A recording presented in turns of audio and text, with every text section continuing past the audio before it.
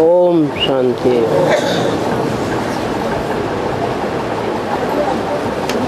प्रातः क्लास का वाणी चल रही थी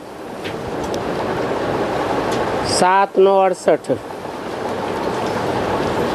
पहले पेज के मध्य में बात चल रही थी सुप्रीम कहा जाता है पवित्र को। ऐसे नहीं कहेंगे कि सभी में प्योरिटी है। हाँ, इस संगम पर सभी प्योरिटी सीखते हैं। तुम जानते हो हम पुरुषोत्तम संगम युग के निवासी हैं। जैसे वो लोग कलयुग के निवासी हैं अथवा देवताएं सतयुग के निवासी हैं। सतयुग अथवा कलयुग को तो बहुत लोग जानते हैं।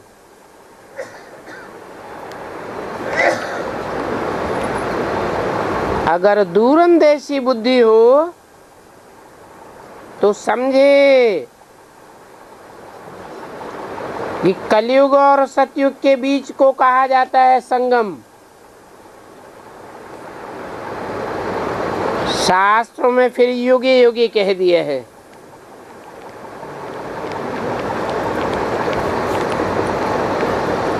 लिख दिया है कि एक एक युग के बाद अवतार लेते हैं।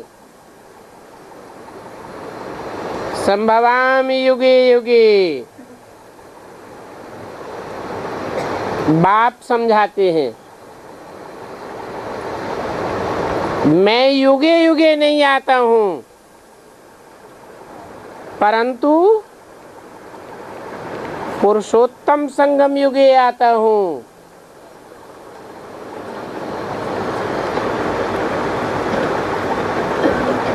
शास्त्रों में इसलिए लिख दिया है कि हर युग की शूटिंग में 4 अवस्थाएं होती हैं। सतयुग के देवतावर्ण की शूटिंग में भी 4 अवस्थाएं होती हैं।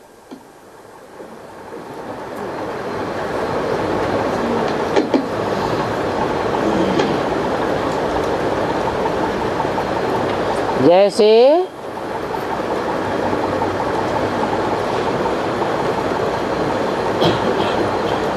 1960 से लेकर के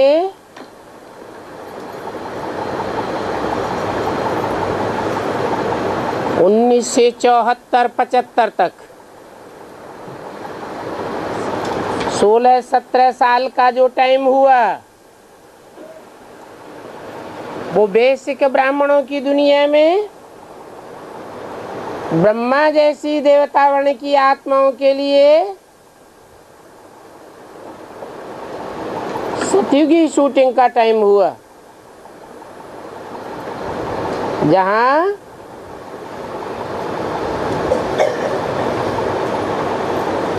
सन 60 से लेकर के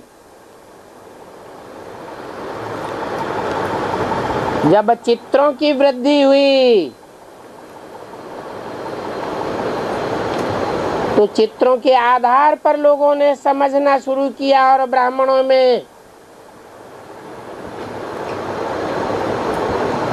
सतयुगी शूटिंग के हिसाब से आबादी बढ़ने लगी।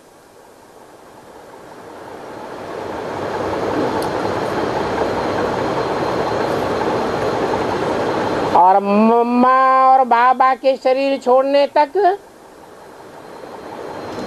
ये सतो प्रधान और सतो सामान्य शूटिंग होती रही।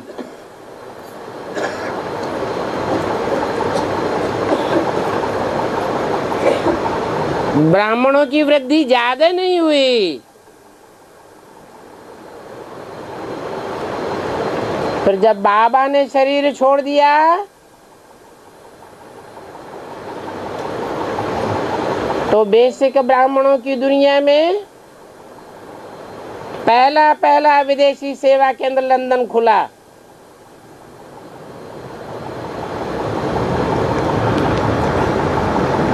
और और विदेशों में भी ब्राह्मणों की आबादी बढ़ने लगी।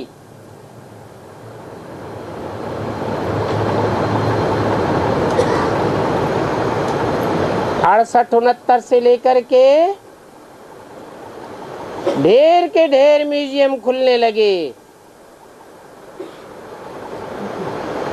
72 73 तक यही क्रम चलता रहा। रजो प्रधान ब्राह्मण सो देवतावर्ण की शूटिंग होती रही। फिर जब 73 से बड़े बड़े मेले लगना शुरू हुए, पहला मेला 73 74 में दिल्ली के रामलीला ग्राउंड में हुआ, और फिर उसके बाद भारत के बड़े बड़े शहरों में मेलों का तांता लग गया। एक एक मेले में लाखों की तादाद में संख्या आने लगी।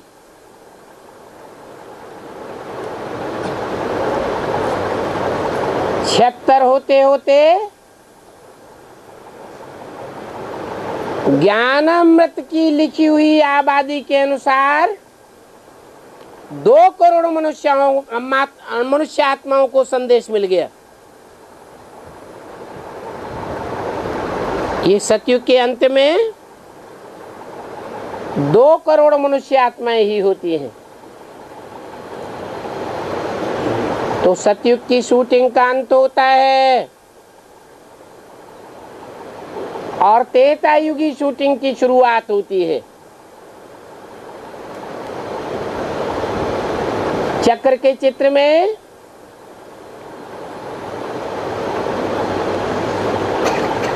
सतयुग का प्रतिनिधि राधा कृष्ण की आत्माओं को दिखाया गया है। कृष्ण कहो नारायण कहो, बात एक ही है।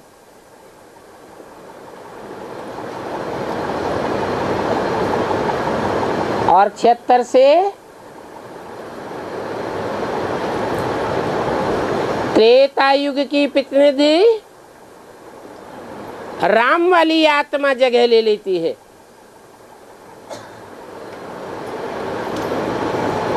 और त्रेता युगी शूटिंग की 4 अवस्थाएं 76 से लेकर के 77 संपूर्णता वर्ष से लेकर 87-88 तक, जब तक दादा लेखराज ब्रह्मा की आयु 100 वर्ष पूरी होती है।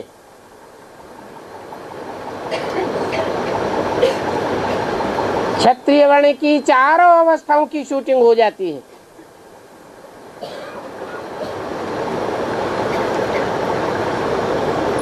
तो जैसे सतयुग आदि में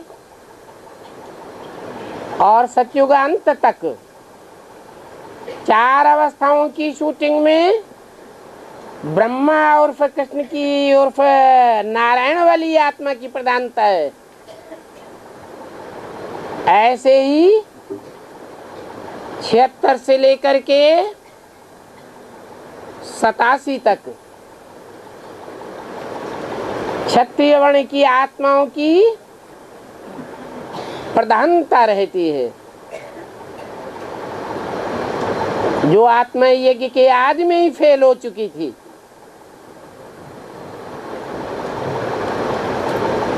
राम फेल हुआ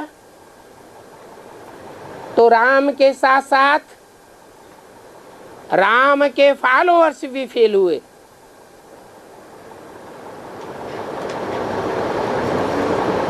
वही आत्माएं खास आकर के त्रेता युगी शूटिंग में अपना हिस्सा लेती है, 4 अवस्थाओं में पसार होता है।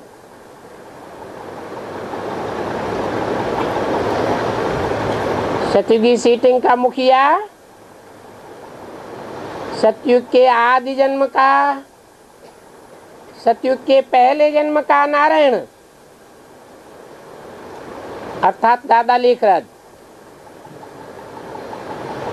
त्रेता युगी शूटिंग का मुखिया राम वाली आत्मा, भक्ति मार्ग में भगवान के रूप में मान ली गई।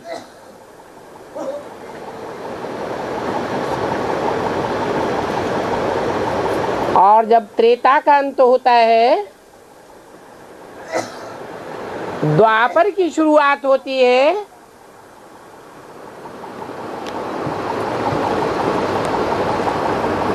तो दादा लेखराज जो 100 साल आयु पूरी करते हैं, ब्रह्मा की आयु 100 वर्ष पूरा होते ही मृत्युलोक में खलास हो जाती है। ब्रह्मा और कृष्ण वाली आत्मा के 100 साल पूरे होने से वो आत्मा मृत्युलोक समाप्त करती है, तो अमरलोक में जन्म लेती है, जिसको शास्त्रों में सागर में पीपल के पत्ते पर कृष्ण के गर्भ महल के चित्र के रूप में दिखाया गया है।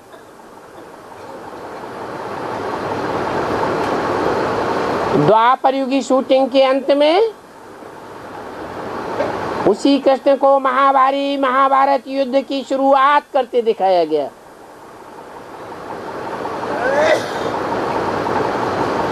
ये ब्राह्मणों की दुनिया के अंदर की शुरुआत है। ब्राह्मणों की दुनिया के अंदर ही युद्ध होता है, जो शास्त्रों में गाया हुआ है। युद्ध सतो प्रधान द्वापर युग में नहीं होता है, तमो प्रधान कलयुग में होता है। वृद्धि होती है कलयुग में और आरंभ दिखाया गया है द्वापर में।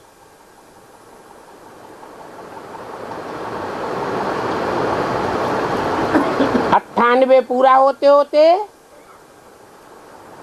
द्वापर युग की शूटिंग पूरी हो जाती है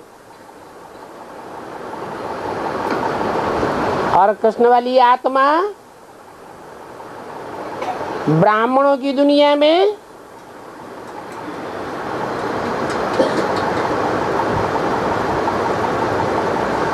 कारावास के अंदर प्रत्यक्ष हो जाती है।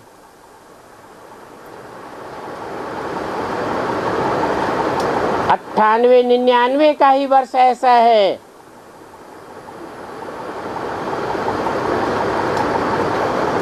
जहाँ कृष्ण जन्माष्टमी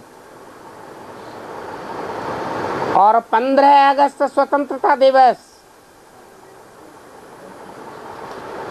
कारावास से स्वतंत्र होने का दिवस एक साथ मनाया जाता है।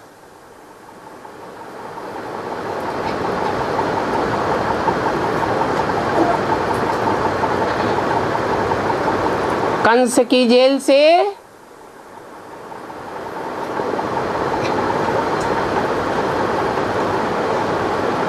कृष्ण वाली आत्मा प्रत्यक्ष रूप में स्वतंत्र हो जाती है। जो अव्यक्त वाणी में बोला है 99-2000 के आसपास कि बाप दादा दुनिया वालों की नजरों से ओझल हो गए। दुनिया वाले हैं कंस संप्रदाय और ब्राह्मणों की एडवांस दुनिया में प्रत्यक्ष हो गए बच्चों के सामने।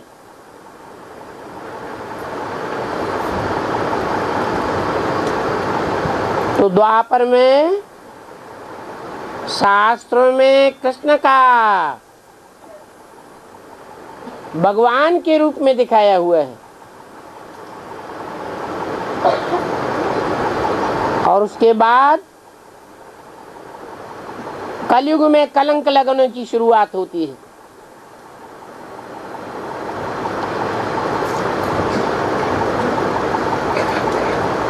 वो कलंक लगने की बात सात्विक स्टेज से उठ करके तामसी स्टेज तक उसकी लहर कलकत्ते तक पहुंचती है।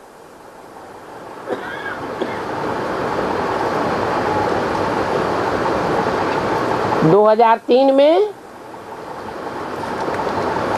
कलयुग की शूटिंग पूरी हो जाती है। शास्त्रों में कलयुग से द्वापर की आयु दुगुनी, त्रेता की आयु तिगुनी और सतयुग की आयु चौगुनी दिखाई हुई है। ये संगम युग की बातें हैं। एडवांस ब्राह्मणों की दुनिया में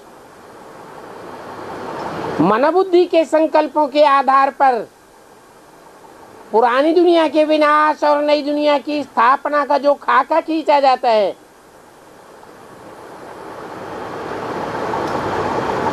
उसमें कलयुगी शूटिंग 3-4 वर्षों की है।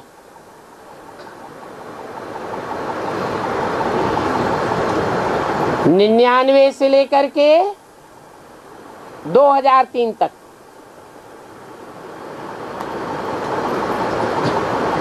हर युग की शूटिंग में 1 वर्ष रुंग का जोड़ा गया है।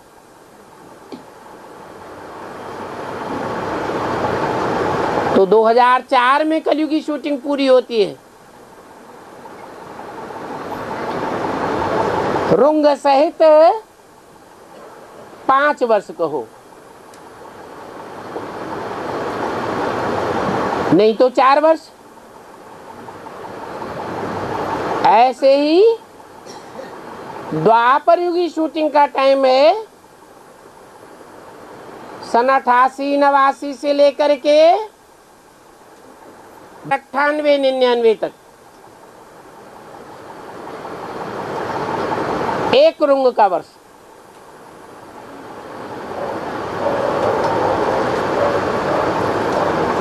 द्वापर युग की शूटिंग में भी ये 8-9 वर्ष मुदे हुए हैं।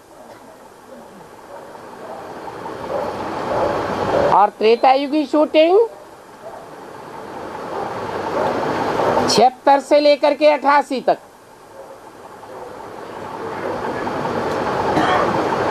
जब कृष्ण उर्फ ब्रह्मा वाली आत्मा 100 साल पूरे करती है और नरक की दुनिया से, मृत्युलोक से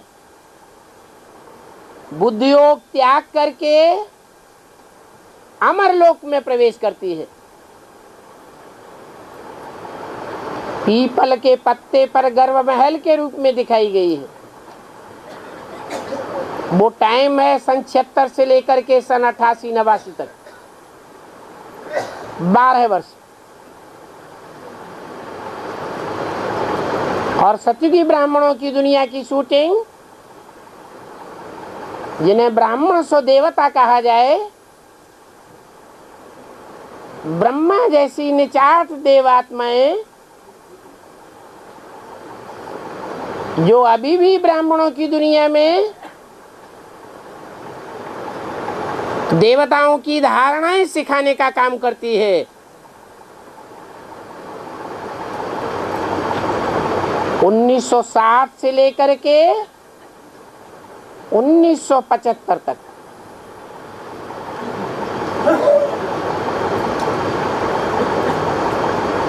बेसिक ब्राह्मणों की दुनिया में 1960 से पहले सेंटर्स तो बहुत खुले, परंतु उनमें जनसंख्या की वृद्धि नहीं हुई। और जिन आत्माओं की वृद्धि भी हुई वो भक्ति मार्ग वालों की तरह चलती रही, समझा कुछ नहीं। जब साक्षात्कार के आधार पर चित्र तैयार होने लगे जिन चित्रों में सबसे पहले छोटे छोटे फोल्डर छपाए गए 1960 में, त्रिमूर्ति, गोला और झाड़, तब लोगों की बुद्धि में ये ज्ञान थोड़ा थोड़ा बैठने लगा।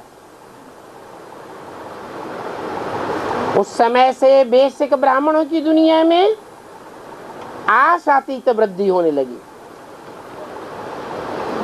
नहीं तो उससे पहले 9 लाख भी नहीं थे। जो 9 लाख बढ़ते बढ़ते 1975 तक सतयुगांत की आबादी 2 करोड़ साबित हो जाती है।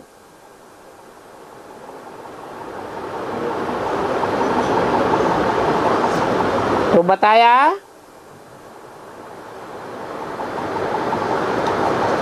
कि हर 2 युगों के बीच में संगम होता है।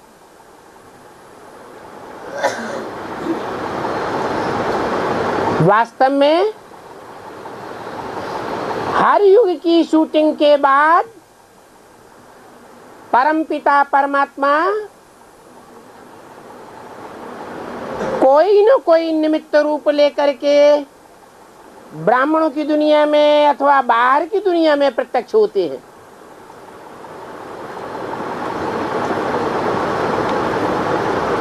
चाहे दादा लेखराज के रूप में, ब्रह्मा के नाम रूप से, चाहे शंकर की दूसरी मूर्ति के रूप से,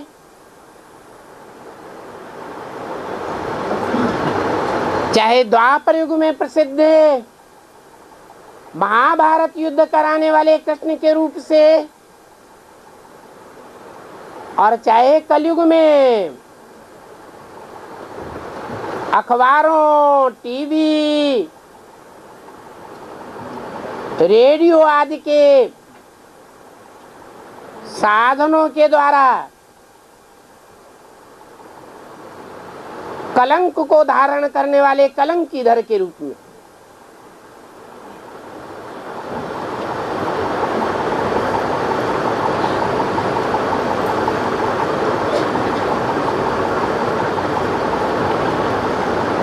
इसलिए गीता में लिख दिया है संभवामि युगे युगे। बाकी ऐसी बात नहीं है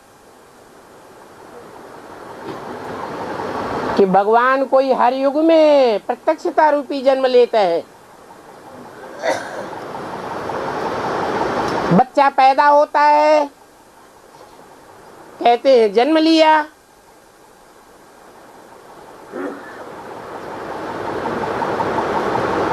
ऐसे ही भगवान भी जब प्रत्यक्षता रूपी जन्म लेता है तो सारी दुनिया को मानना पड़ता है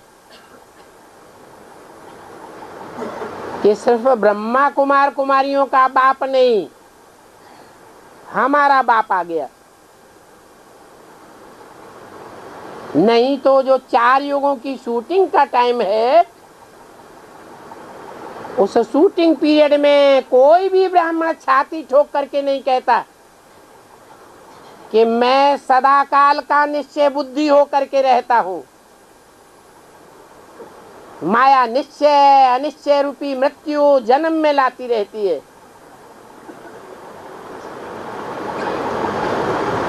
परंतु 4 युगों की शूटिंग पूरी हो, सिर्फ मानसिक रूप से नहीं, मन के संकल्पों के आधार पर नहीं,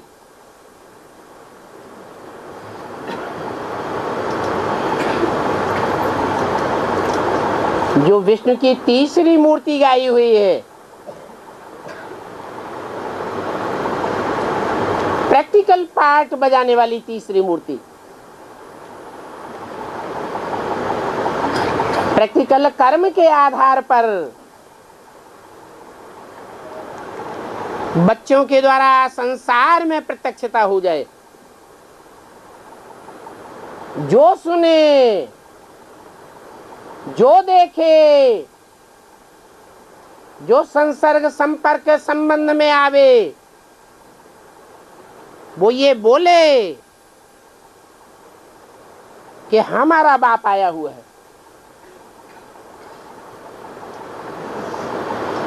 आज बोले और कल मुकर जावे, इसको कोई जन्म नहीं कहा जाता। बच्चा जन्म लेता है तो माँ बाप से लेकर के, परिवार वालों से लेकर के, सगे संबंधियों से भी लेकर के, गांव वालों, जनपद वालों, सारी दुनिया को मानना पड़ता है कि बच्चे ने जन्म लिया। ऐसे कोई नहीं कहता कि पता नहीं कल जन्म लिया था आज मर गया।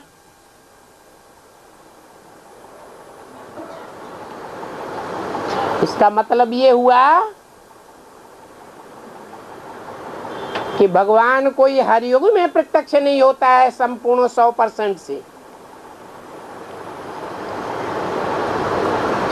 ये तो तीनों मूर्तियों का कार्यकाल जब पकता है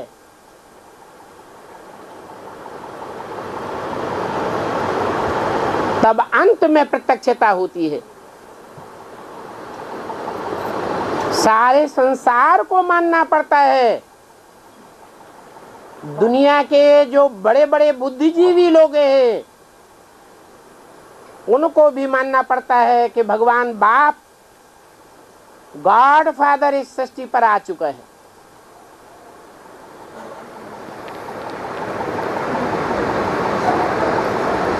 तो बाप कहते हैं कि तुम बच्चे भी जानते हो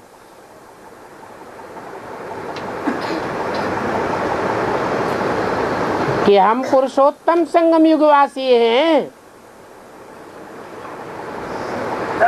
पुरुषों में अर्थात शरीर रूपी पुरी में जो शयन करने वाली आत्माएं हैं, उन आत्माओं के बीच में जो उत्तम उत्तम आत्माएं हैं वो अभी प्रत्यक्ष हो रही है।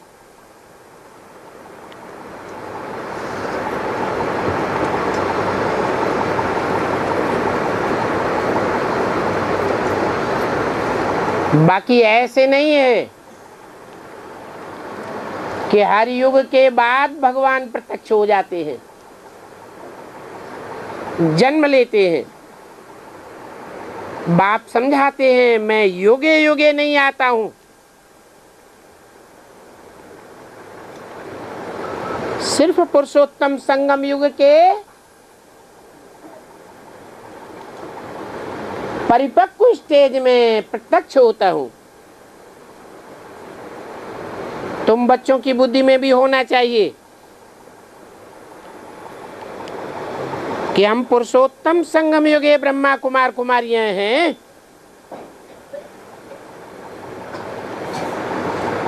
अभी ना हम सतयुग में हैं और न कलयुग में हैं।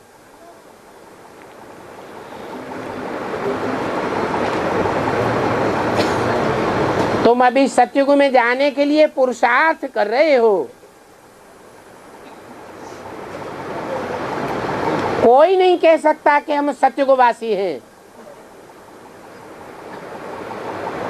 सदैव सत्संकल्पों में रमण करते हैं।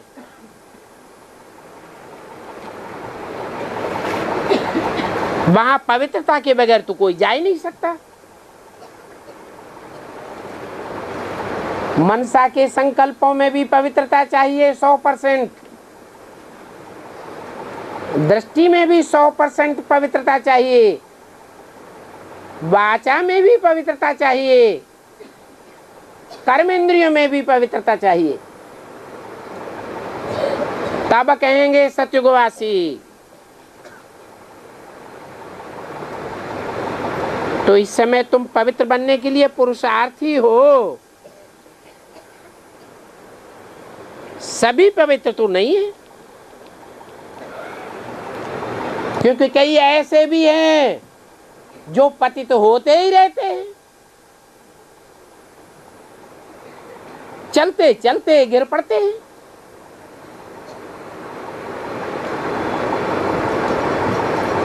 और छिप करके आए यहाँ बैठे बैठे अमृत पीते हैं। वास्तव में जो अमृत छोड़ करके विष पीते हैं उनको कुछ समय के लिए आने नहीं देना चाहिए।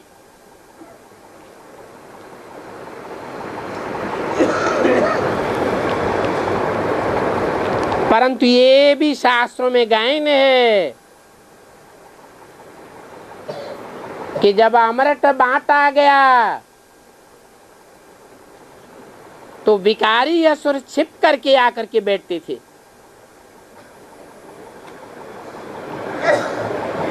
कहते हैं इंद्र सभा में कोई अपवित्र आकर के बैठा है। इंद्र सभा में एक परी उस विकारी को ले आई। फिर देखो उस विकारी का क्या हाल हुआ। जो विकारी होंगे वो तो जरूर गिर पड़ेंगे, पद नीचा हो जाएगा। ये समझ की बात है। जो भी विकारी बनते हैं वो उतनी ऊंची चाढ़ी चढ़ नहीं सकते हैं, छिप करके आए बैठते थे। कहते हैं वो पत्थर बुद्धि जाकर के बना।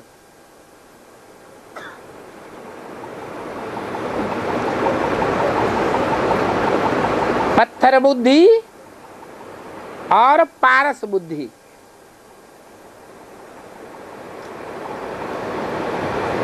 पत्थर बुद्धि कैसे मनन चिंतन मंथन में रमण करेगी? तो ऐसे नहीं है कि मनुष्य पत्थर व झाड़ जाकर के बनते हैं। कहेंगे पत्थर बुद्धि बन गए। यहाँ आते हैं पारस बुद्धि बनने के लिए, परंतु छिपा करके बिख पीते रहते हैं तो सिद्ध होता है कि पत्थर बुद्धि के पत्थर बुद्धि ही रहेंगे।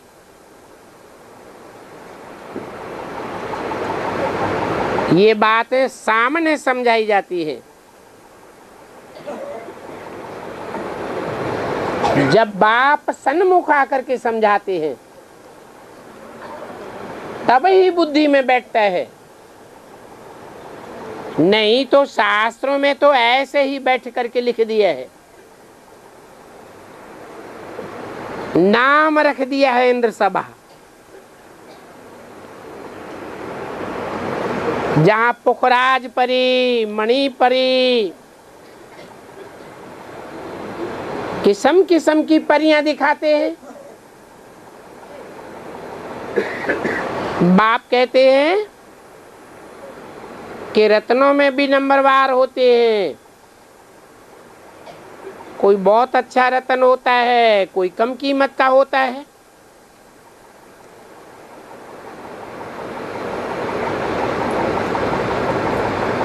कोई की कीमत बहुत कम होती है।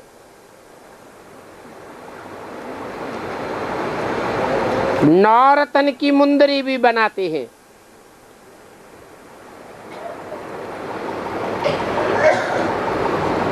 उसका बहुत एडवर्टाइजमेंट करते हैं।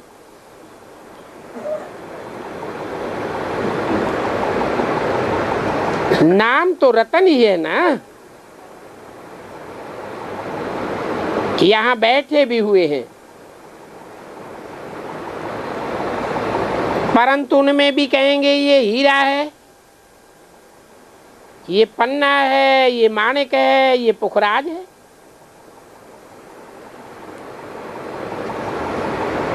तो रात दिन का फर्क हो जाता है वैल्यू में।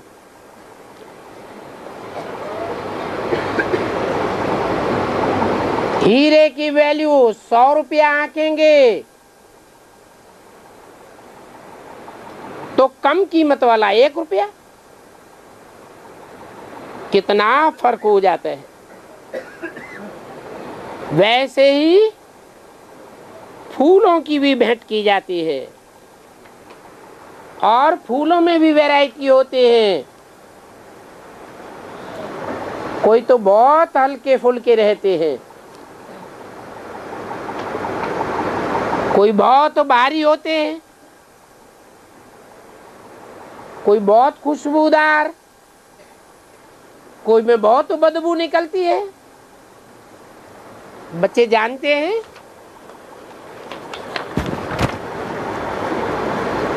कि कौन कौन से फूल कैसे कैसे हैं। ब्राह्मणियां पंडे बन करके आती है, यहाँ की बातें फिर उस रूप में डाल दिया है। यहाँ तुम भाई बहन बनते हो, ज्ञान तलवार बीच में रहती है, जानते हो हमको पवित्र रहना है, परंतु लिखते हैं बाबा ज्ञान तलवार बीच में रखते हुए भी कशिश होती रहती है। वो अवस्था जो होनी चाहिए वो अजन पक्की नहीं हुई है। कुछ न कुछ अंग से अंग लग ही जाते हैं। पुरुषार्थ करते रहते हैं, ये भी न हो एकदम हमारी सिविल आई बन जाए, तब ही विजय पा सकते हैं। अवस्था ऐसी चाहिए जो कुछ भी संकल्प न उठे। संकल्प मात्र भी अगर उठता है तो संकल्प का बीज तो पड़ गया ना, वृक्ष तो जरूर तैयार होगा। बड़ी भारी मंजिल है, कितनी वंडरफुल माला बनती है।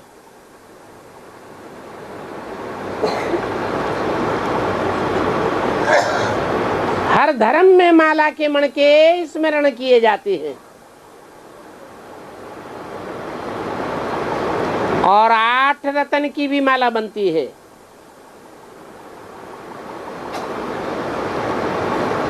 ऐसे बच्चे तो ढेर के ढेर हैं। सूर्यवंशी चंद्रवंशी धारणा करने वाले, उनकी माला यहाँ ही स्थापन होती है। उन सभी को मिलाकर फुल पास स्कॉलरशिप लेने वाले 8 ही रतन निकलते हैं।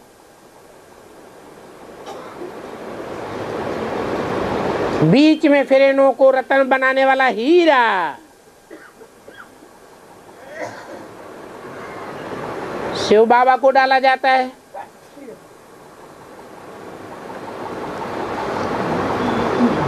जिसने ऐसे रतन बनाए, ग्रहचारी बैठती है तो भी 8 रतन पहनते हैं। इस समय कहेंगे सारे भारत पर राहु की दशा है। राहु की ग्रहचारी है।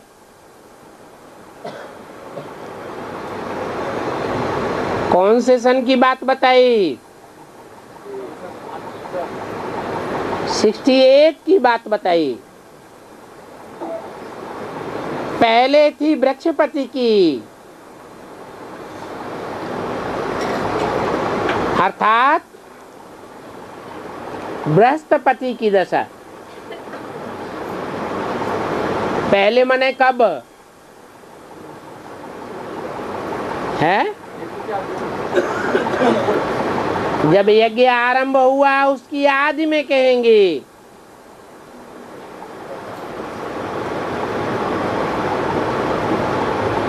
कौन था उस समय बृहस्पति?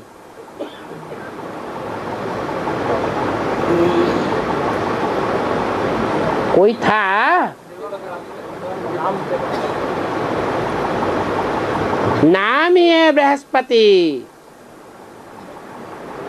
देवताओं का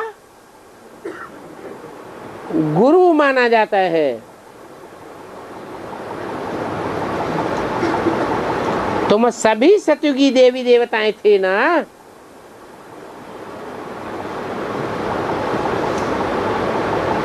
तो सतयुगी शूटिंग में तुम सभी ने हिस्सा लिया होगा ना, कि नहीं लिया होगा? तुम सारे विश्व पर राज्य करने वाले हो।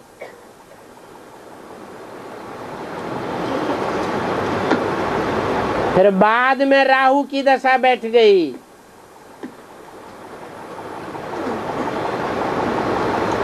अभी तुम समझते हो कि हम ही थे जिनके ऊपर बृहस्पति की दशा थी।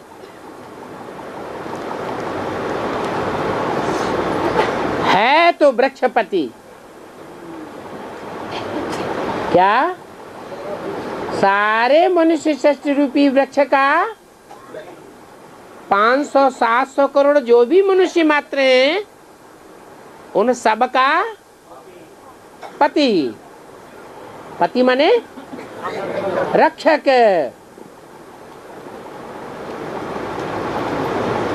अर्थात बृहस्पति। कह देते हैं बृहस्पति। तो हमारे पर बरोबर बृहस्पति की दशा थी। तब हम विश्व के मालिक थे। अभी हमारे ऊपर राहु की दशा बैठी है।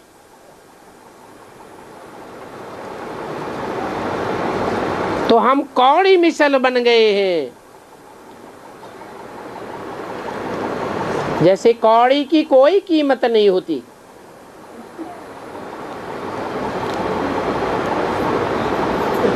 बुद्धि कहाँ धरी रहती है? हैं? हीरे की याद में नहीं रहती है। कहाँ धरी रहती? कौड़ी में बुद्धि धरी रहती है। ये तो हर एक समझ सकते हैं। समझने की बात है ना।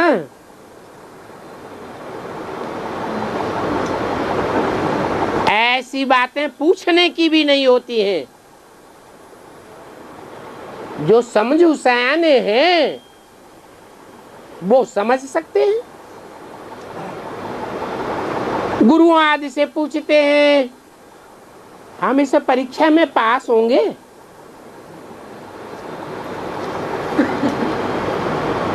लौकिक दुनिया की बात बताई। यहां भी बाबा से पूछते हैं, बाबा हम फाइनल पेपर में पास होंगे?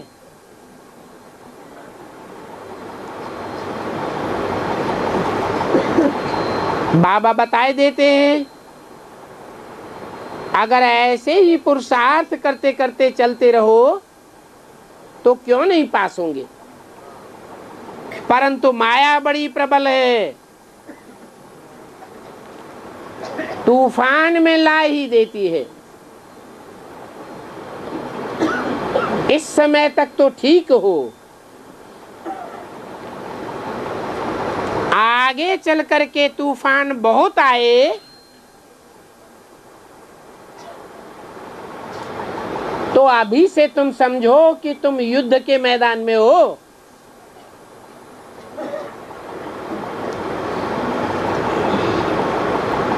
अगर पक्का अपने को योद्धा समझेंगे,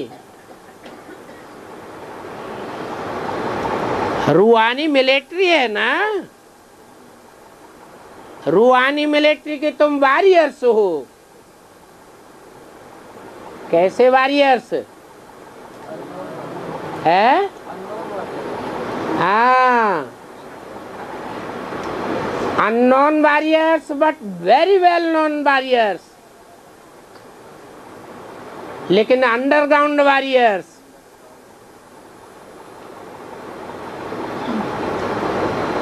तो युद्ध के मैदान में समझेंगे सदैव, तो हम गारंटी कर सकते हैं आगे संगठन रूपी माला बनाते थे। फिर देखो, जिनको 2-3 नंबर में रखते थे वो आज है ही नहीं।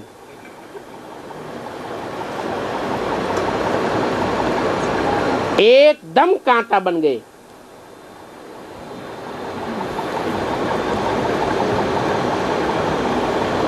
तो बाप कहते हैं कि ब्राह्मणों की माला नहीं बनती है। क्यों? क्योंकि ब्राह्मण ऊपर नीचे होते रहते हैं, दशाएं बदलती रहती हैं।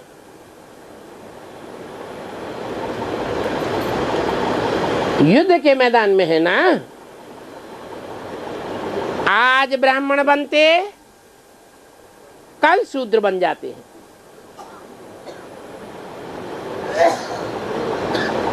विकार में गया गोया शूद्र बन गया।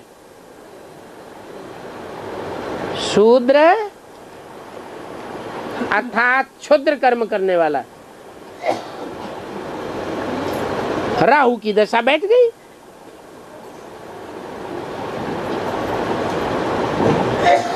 बृहस्पति की दशा के लिए पहले पहले पुरुषार्थ करते थे,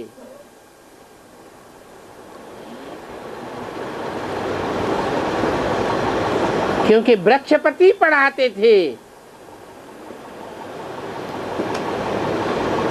चलते चलते माया थप्पड़ लगाए राहु बन गए, ट्रेटर बन पड़ते हैं।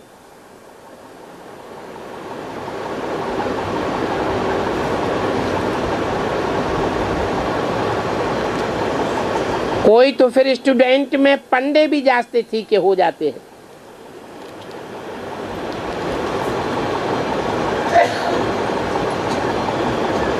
पंडे से भी तीखे हो जाते हैं समझाने करने में। फिर बाबा ब्राह्मण को फूल न दे करके उनको देंगे।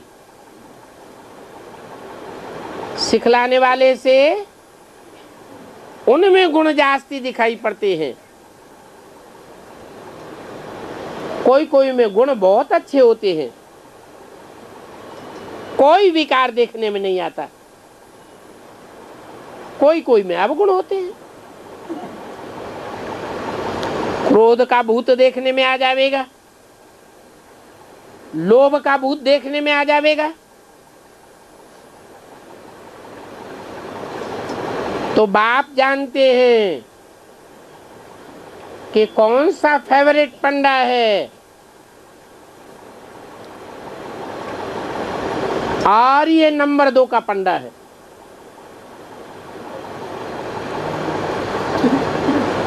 कोई कोई तो पंडे इतने फेवरेट नहीं होते हैं जितना जिज्ञासु जिनको लेकर के आते हैं वो फेवरेट हो जाते हैं। ऐसे भी होता है। सिखलाने वाले भी माया के चंबे में आ जाने से विकार में गिर जाते हैं। आए तो हैं दुब्बन से निकालने के लिए, बहुतों को निकालते भी हैं, फिर निकालते निकालते खुद फंस मरते हैं। माया बड़ी जबरदस्त है। बच्चे भी समझते हैं कि किमनलाई बहुत धोखा देती है। हम एक दो के सामने जाते हैं तो भाई बहन का जो डायरेक्शन मिला है वो भी नहीं चल सकता। सिविलाई बदलकर क्रिमिनलाई बनी ही जाती है। जब क्रिमिनलाई टूटकर पक्की सिविलाई बन जावे तब उनको कहा जाए कर्मातीत अवस्था। इतनी अपने ऊपर जांच करनी है।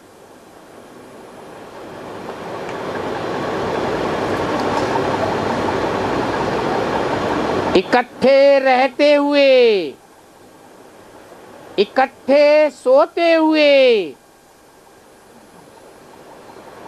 अपनी जांच करनी है कि हमारी कहीं विकारी दृष्टि तो नहीं जाती।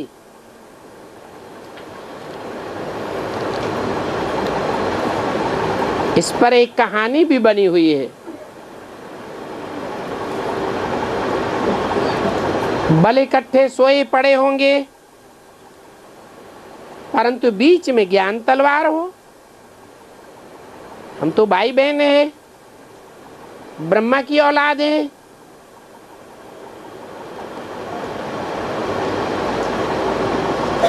कहानी है, एक कुमारी मटका भरने जाती थी।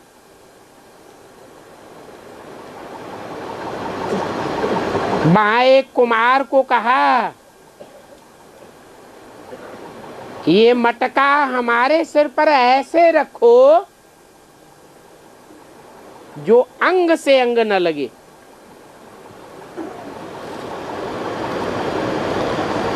मटका रखते समय भी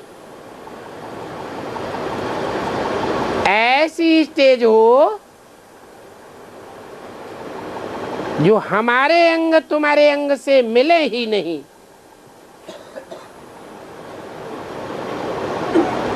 कहानी तो बहुत बनाई है, वो कहानी इस समय काम आती है।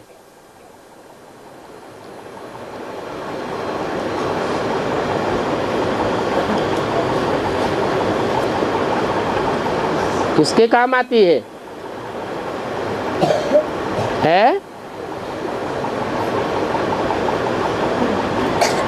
अरे राजाई कैसे मिलेगी? राजयोग कैसे सिद्ध होगा? है? परीक्षा के बगैर सिद्ध होगा क्या?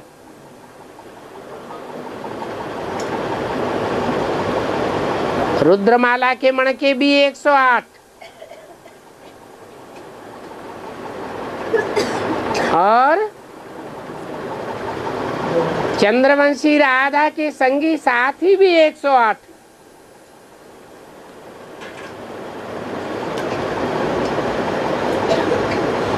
दोनों के मेल होने से विजयमाला बनती है।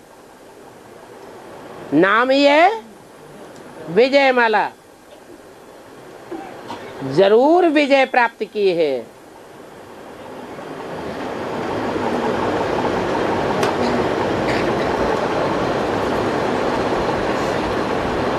तो ये कहानी इस समय काम आती है।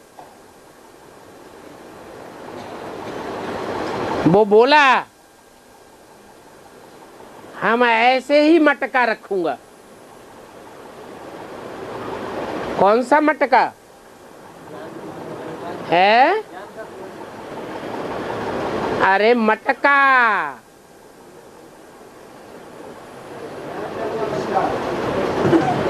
कलश नहीं बोला। क्या बोला? मटका।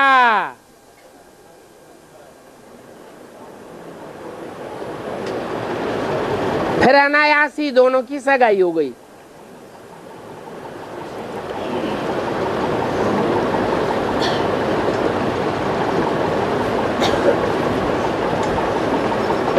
दुनिया में सगाई तो बिना देखे भी कर लेते हैं।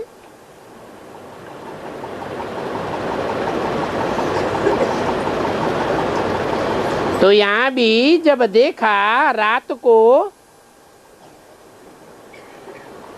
तो कुमार ने कहा ये कुमारी तो वो ही है जिसने हमसे प्रण लिया था।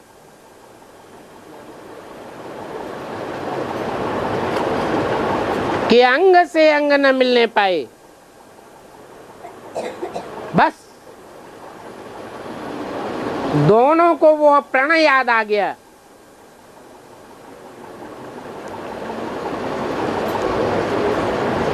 फिर अलग अलग सो गए। भाई बहन हैं तो फिर साथ में सोने की भी क्या दरकार है।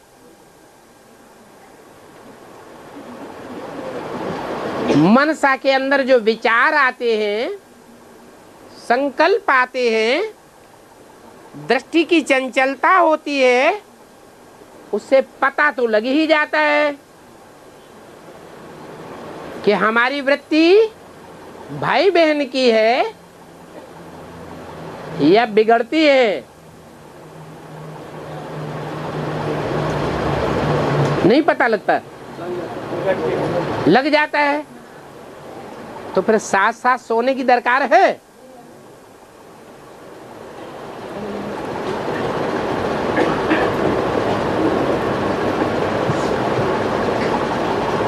प्रतिज्ञा की तलवार सारा जीवन उन्होंने बीच में रखी। अंग से अंग नहीं लगे। थोड़े दिन के बाद माँ बाप ने पूछा तो बोला हमारा अंग से अंग नहीं लगता है, क्योंकि हमारा तो ऐसे ही प्रण किया हुआ है। ऐसी कुछ कहानी है तो ये भी ऐसे है। स्त्री पुरुष इकट्ठे भी सोते हैं, परंतु समझते हैं हमारी तो प्रतिज्ञा की हुई है, अंग से अंग न मिले। यहाँ तो बीच में ज्ञान की तलवार है।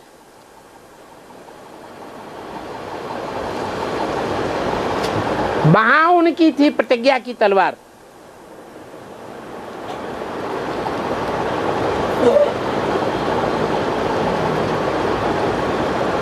तो यहाँ ब्राह्मणों की दुनिया में भी ऐसे होता है।